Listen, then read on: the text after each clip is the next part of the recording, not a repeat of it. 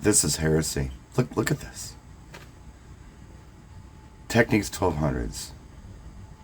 Often imitated, never duplicated. And I know there are a lot of people out there who will say things like, yeah, but the new blah blah blah has this and this and this. Those are going to be in landfills in 10 years. These things are going to outlast all of our careers, and they've been around since the late 70s. And they're still the best industry standard stuff. Often imitated, never duplicated. They've tried, but what are you going to do? A local DJ, Chippy, I haven't met him yet, but we've talked a little bit on Facebook. Seems like a nice guy. He posted this from a DJ pal, his in Chicago, who put it up. And the caption read something like, the DJ before me was using a controller, so they did this to make room. And that's just absolutely awful. Tone arms aren't even secured. They're on top of each other. Oh, God, it's hard to look at. It's just hard to look at. But, having said that, who's to blame here? That's the big question. Who's to blame? I think our first reaction is to blame the DJ, and there's blame there for the way this was handled. Absolutely. But, on the other hand, maybe the club's to blame. And here's why.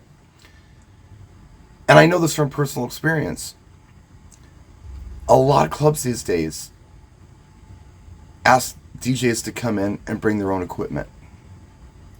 Offer them no technical support and no room for their equipment. Let's say a DJ gets called in last minute emergency. Hey, we need a DJ for tonight. Hey, well, I got a controller. Yeah, no problem. Just plug into our system. They get down there, and they've got a very tight space with just some Technics 1200's, perhaps, a mixer like this, and nowhere to put their stuff. And they've got very little time to get set up and go. This is an emergency gig, after all, right? They got to get the stuff out of the way and get the show going. Now, no, you should never handle it like this. But I have been in that exact position before, where I have came into an establishment last minute with no direction and no room to put my things. I mean, we were all running at least a computer, right? You got to have room for that. I've been in places where there wasn't even room for that. I was in a place like that recently. I had to move a MacBook Pro out of the way, unplug it, to squeeze my mixing board in there with a laptop stand and my computer. I put the stuff on the shelf below. If you're going to bring people in to use different things, you got to give them room to set. And, you know, what kind of solutions could you come up with for something like this?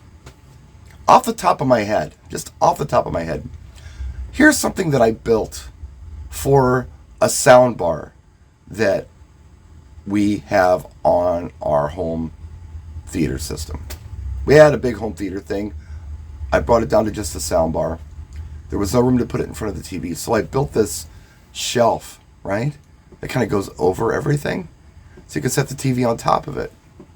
You know, something like that, even if the club had a solution like that, it could go over the install stuff, the mixers, the turntables, whatever happens to be there, and whatever DJ comes in can just have that and set their stuff on top of it. Nobody gets hurt. What if you did something like that? You could even close the front, like a box around it. Build it. Have it there. Have accommodations. Because when you don't, things like this are going to happen. I had to build a custom rig for the place I'm working at now.